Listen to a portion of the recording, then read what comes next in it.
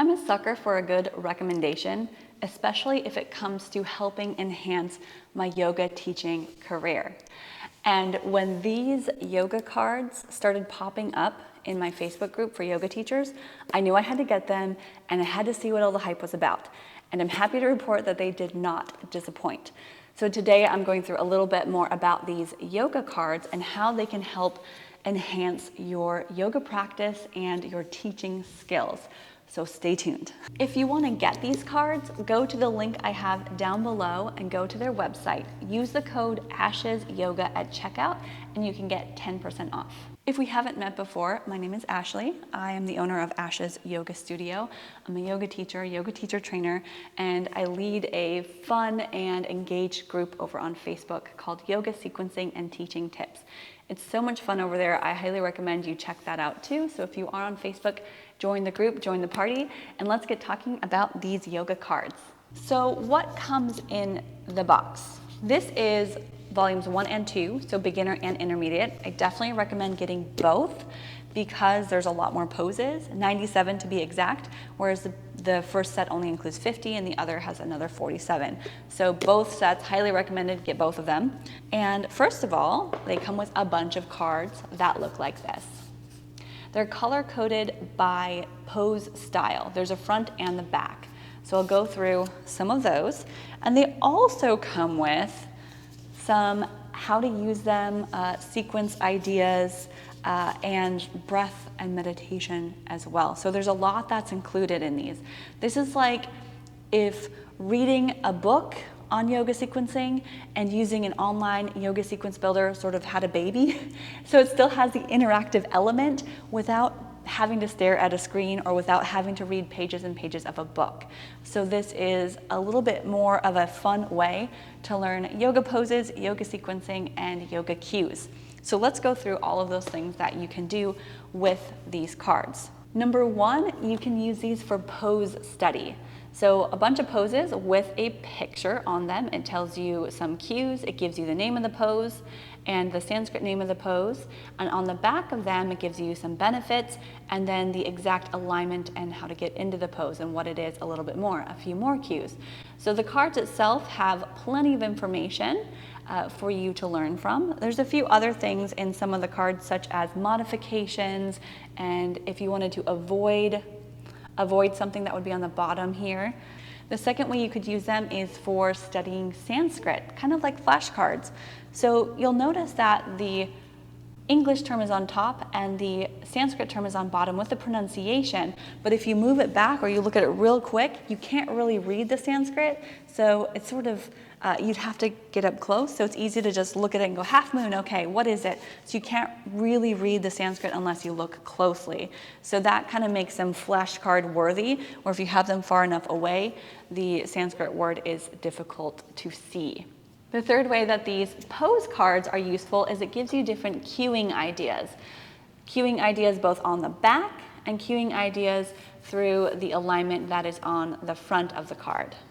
And then the fourth thing that these are great for is sequencing. And at first I was like, how can yoga pose flashcards help you with sequencing? Well, let me tell you. Inside of the additional cards here, they have, for example, Energize and Awaken Yoga. And then on the back, you'll see they've already created a sequence. And each of these has a number at the bottom, like this one's 51. So you just find the appropriate numbered card and put them in your sequence. And they have several of those here for you. There's an opening and releasing, energizing and glow, detoxing, slim and trim, balance challenge, sun salutations, dynamic warm-up. And then also they have a blank template here with just colors. So they give you a well-rounded little simple template that gives you colors that say start with 3 purples and then 2 greens and 2 oranges and 2 of these other greens. So it gives you a template. So you pick them out, you have to figure out the transitions, of course, and that's how you can create a well-rounded practice. So let's actually create this and see how it goes. I just grabbed the first 50, so the beginner series cards, and I'm going to pull out what I need to make our beginner class. First, I need to pull out 3 standing poses, so I'm going to do it at random. 1, 2, 3. 2 of these green ones. 1, 2, got them. 2 orange cards, and these are back bends. 2 seated poses. And 2 supine or reclined poses to finish. Another thing that's inside the yoga card deck, which is kind of neat, is different pranayama styles or breathing techniques, and also some meditation ideas. So these are also helpful because, as we know, yoga is so much more than just the physical poses. So I made this sequence at random, and I'm going to show it to you right here. And I'm actually inclined to disagree with the way that this sequence is set up. I don't like that headstand and plow pose are directly after standing poses. That doesn't make sense in a well-rounded practice. Those should be towards the end of class. And also there's some back and forth from lying on the back and back up to seated and lying on the back again, and it just gets a little bit confusing. So I'm gonna do a little bit of a rearrange, okay?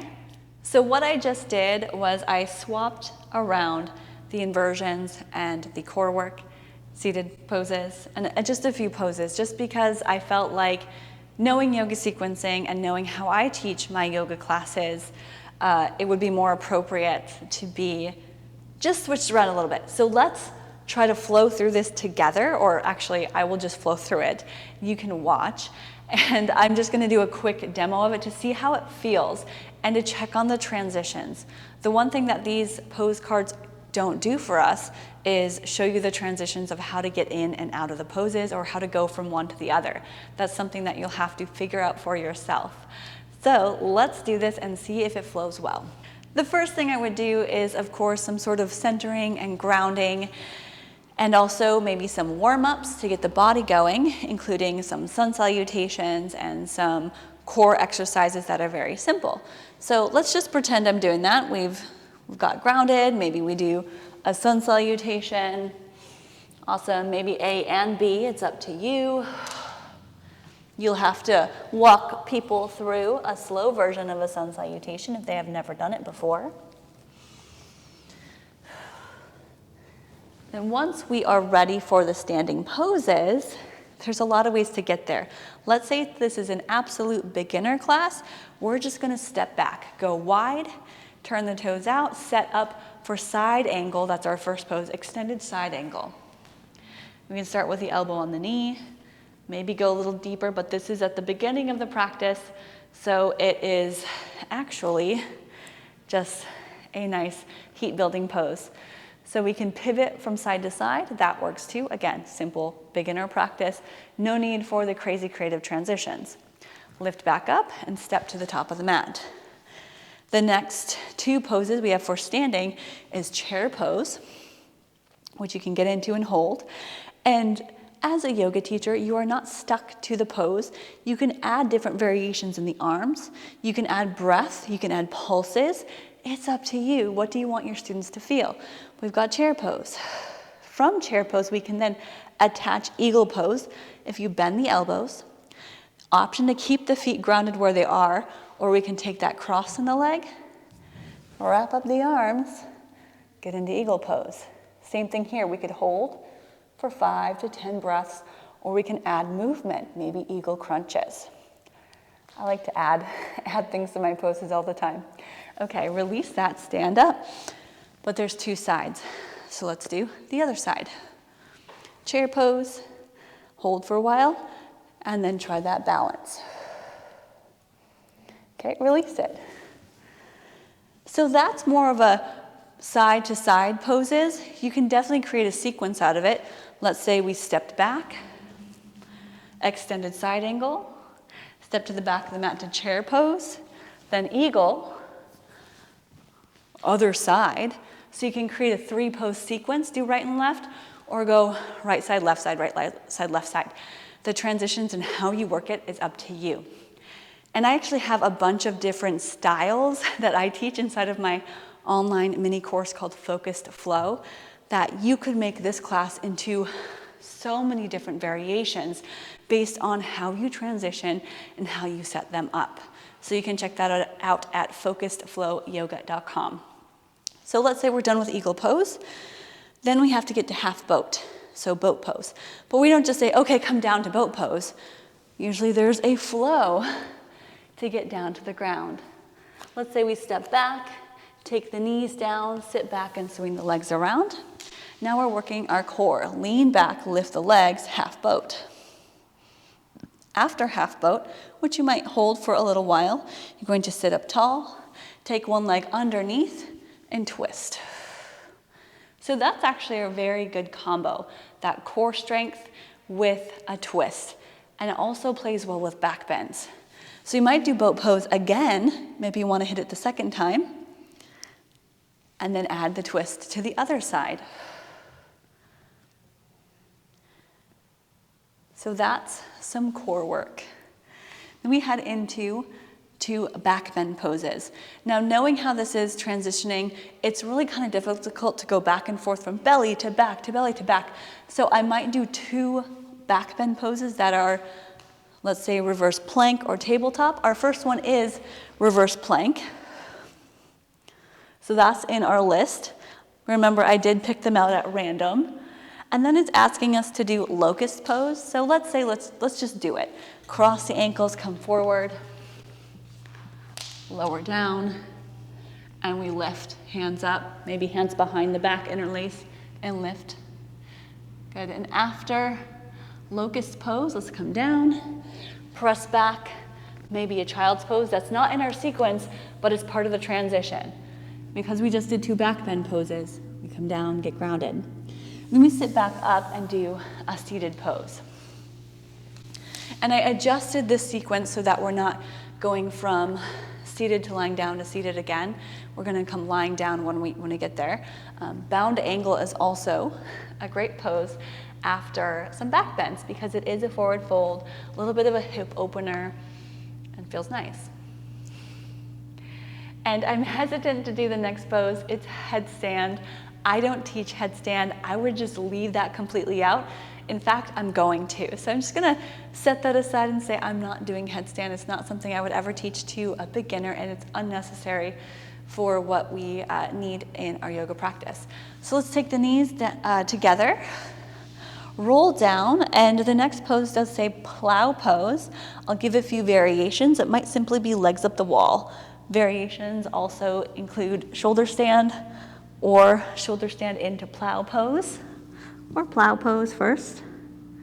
Then after a few breaths, maybe a few more than 5, even for beginners, we're gonna take a knee in, hug, hold, switch sides, hug and hold, and then in Shavasana. And that actually feels like a pretty good class as long as I'm able to switch a few things up here and there so that it flows better with transitions and is appropriate to the way that I teach, and it makes sense for the class. So I hope that was helpful in your yoga sequencing journey. I hope that these yoga cards are something that you consider. Go to the link down below, use the code ASHESYOGA for 10% off, and make sure that you get them because they will help you with your cueing, your Sanskrit, your sequencing, and your yoga teaching. If you haven't already liked this video or subscribed to my channel, make sure that you do that. And if you hit the bell notification, you'll be notified when I post new videos about sequencing, teaching, technology, online teaching, and all sorts of great tips for yoga teachers to be your best yoga teacher self.